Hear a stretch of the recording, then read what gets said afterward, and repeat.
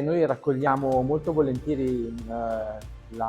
le istanze di chi dal territorio rappresenta una nuova modalità di proposta turistica e sono le amministrazioni locali, sono gli operatori che hanno una vocazione particolare in questo senso per più motivazioni, intanto perché vivono il territorio in prima persona e poi perché offrono ai turisti un'esperienza che deve essere certamente sostenibile, legata a una cultura dell'ambiente che sempre più prende piede al giorno d'oggi e che i turisti vanno cercando. Quindi come operatori impegnati nella promozione turistica del Lago di Garda nel suo insieme non possiamo che raccogliere queste istanze e portarle agli ospiti, ai potenziali ospiti del Lago di Garda, perché riescano a comprendere che questo territorio può offrire un'esperienza di vacanza importantissima per quanto riguarda il divertimento, per quanto riguarda la cultura, per il wellness, per la enogastronomia locale di eccellenza, ma anche perché l'ambiente presenta veramente dei luoghi